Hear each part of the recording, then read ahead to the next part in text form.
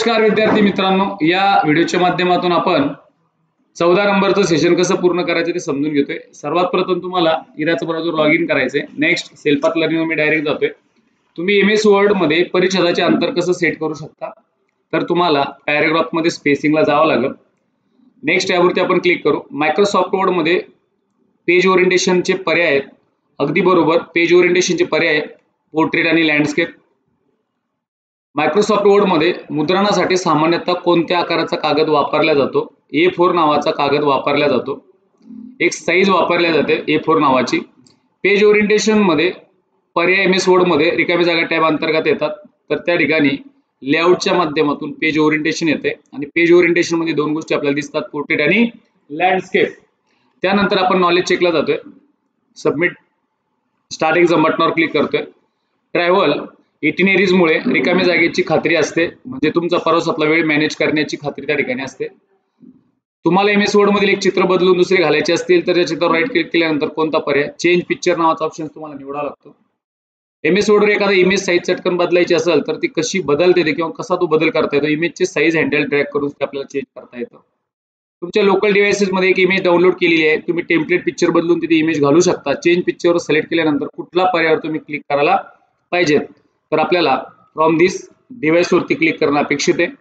तुम्ही online create केलेल्या travel entry म्हणजे एक पीडीएफ प्रत तुम्हाला हवी आहे, फाईल मेनू सेव्ह ऑप्शन खाली कुठला पर्याय तुम्हाला सिलेक्ट केला पाहिजे, तर या ठिकाणी डाउनलोड ॲज पीडीएफ आपल्याला निवडलं पाहिजे। मायक्रोसॉफ्ट वर्ड मधील लेआउट टॅबचा मुख्य उद्देश नेमकी काय आहे, तर page setup, margin, orientation, spacing चा हा मेन उद्देश आहे।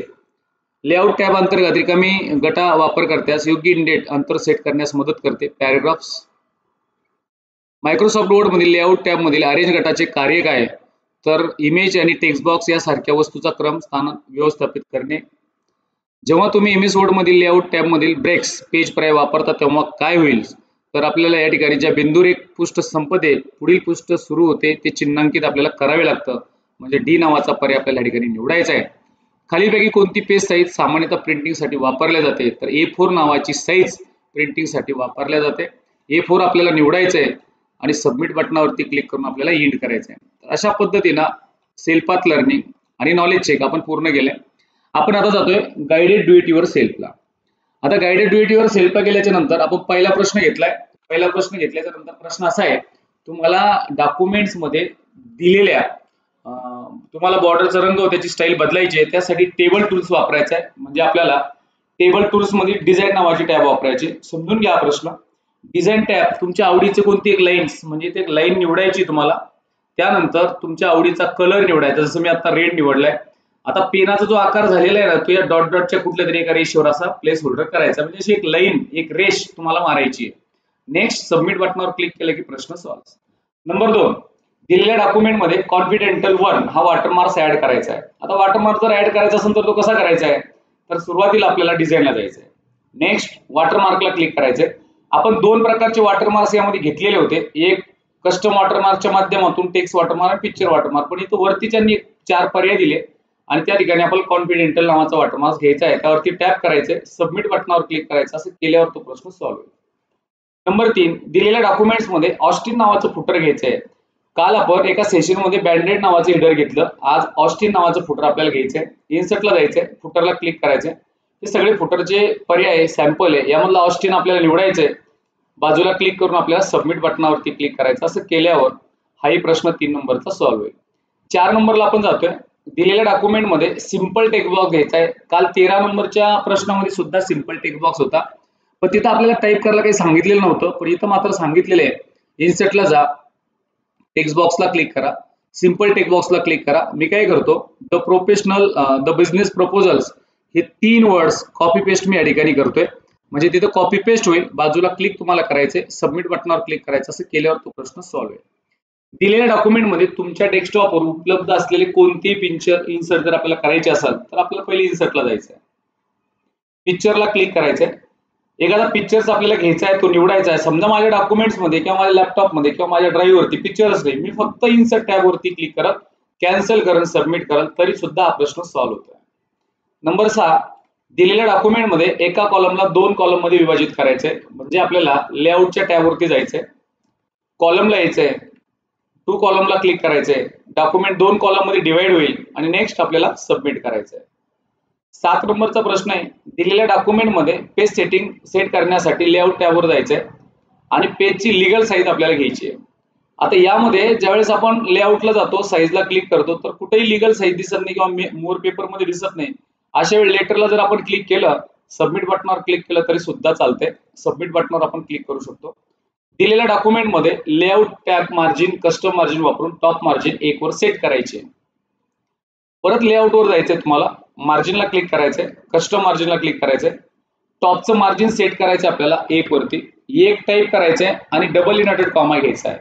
1 टाईप करायचंय, डबल इनवर्टेड कॉमा घ्यायचा आहे, ओके टॅबला क्लिक करून तुम्हाला सबमिट करायचं. परत एकदा सांगतो, मार्जिनला जायचंय, तुम्हाला कस्टम मार्जिनला जायचंय, 1 टाईप करायचंय, डबल इनवर्टेड कॉमा घ्यायचा, 1 इंच ती अशी मार्जिन होईल आणि त्यानंतर उत्तर आपल्याला सबमिट करायचं आहे. 9 नंबरचा प्रश्न आहे, दिलेल्या डॉक्युमेंट मध्ये पहिला पॅराग्राफ सिलेक्ट करा. आता पहिला पॅराग्राफ सिलेक्ट करायचा आहे आणि जर बिफोर स्पेस 10 एवढा करायचा आहे. पहिले सगळ्यात महत्वाचं, हे जे पॅराग्राफचे झूम माझे वाढलेले आहेत त्याच्यामुळे मी थोडंसं व्ह्यूला जाऊन 100 एवढं झूम करतो, म्हणजे झूम कमी होईल. या प्रश्नाचं सोल्युशन म्हणजे झूम नाही, पण जस्ट माझा पॅराग्राफ किंवा माझी पेजची साईज वाढलेली होती म्हणून मी झूम थोडं कमी केलं. पहिला पूर्ण पॅराग्राफ मी सिलेक्ट करतोय. आता काय करायचं, आपल्याला स्पेस कमी करायचं आहे. स्पेस कमी करण्यासाठी आपल्याला कुठे जायचं, लेआउट टॅबला, म्हणजे मी लेआउटला आलो. B4 नावाचा बॉक्स मध्ये आपल्याला जायचंय आणि इथं जे 30 झालेले आहे तिथं त्याला 10 पॉइंट म्हणजे 10 पीटी एवढं काम आपल्याला करायचंय. बाजूला क्लिक करून घ्यायचंय, सबमिट बटनावरती क्लिक करायचंय. असं केल्यावर तो एक प्रश्न सॉल्व्ह होईल. दिलेल्या डॉक्युमेंट मध्ये लेआउट टॅब मधील पेज सेटअप ग्रुप वापरून लँडस्केप ओरिएंटेशन करायचंय. लेआउटला जा, ओरिएंटेशनला क्लिक करा. इथं लँडस्केप तुम्हाला निवडायचं. ओरिएंटेशनचे 2 प्रकार असतात, पोर्ट्रेट आणि लँडस्केप. त्यातला लँडस्केप आपल्याला निवडायचा आहे. सबमिट टॅबवरती क्लिक करायचंय. असं केल्यावर हेही प्रश्न सॉल्व्ह झाले. यानंतर आपल्याला कन्फर्म बटनावर क्लिक करायचंय. प्रोसेस पोली असतो 1 मिनिटाचा. तुम्हाला माहिती आहे याच्यावरती कुठल्या पद्धतीचं प्रॅक्टिकल वगैरे करायचंय, काय करायचंय. 1 मिनिट याच्यावर प्रॅक्टिस करून आपल्याला दाखवायची आहे.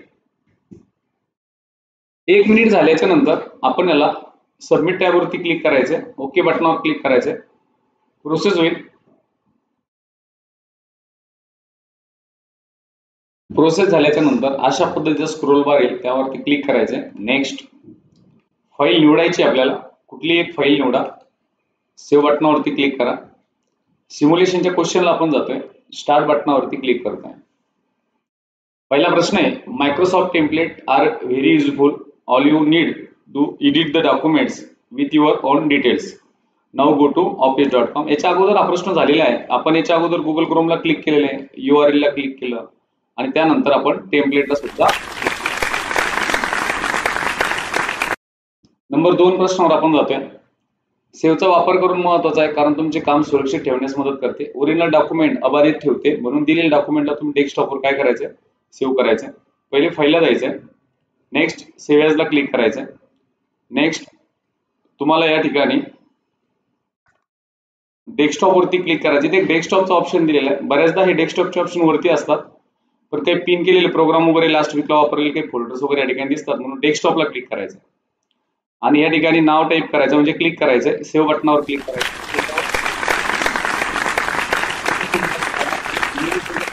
कंप्लीट होईल. एंड बटनावरती क्लिक आपल्याला करायचंय आणि लास्ट सेशन कंप्लीशनला आपण जातोय. स्टार्ट बटनावर क्लिक करतोय.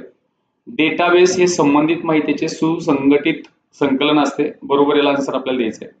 बिटमॅप प्रतिमांना रास्टर इमेजेस नावाने ओळखल्या जातात. 4 नंबरचं उत्तर आपल्याला द्यायचं आहे. रुग्णाची वैद्यकीय माहिती कायम व्यवस्थित ठेवण्यासाठी रुग्णालयात कोणत्या प्रकारचे ऍप्लिकेशन वापरणं उत्तम ठरते. डेटाबेस मॅनेजमेंट सिस्टम, याला DBMS सुद्धा आपण बोलू शकतो. व्यावसायिक दर्जाचे प्रकाशने निर्माण करण्यासाठी प्रोग्राम तुम्हाला मजकूर आणि ग्राफिक्स एकत्र करण्याची परवानगी देतात. डेस्कटॉप पब्लिशिंग याला वापरायचं आपल्याला. अशा पद्धतीने आपण 14 नंबरचं सेशन समजून घेतलंय. परत पुन्हा भेटू आपण 15 नंबरच्या सेशन मध्ये. ओके.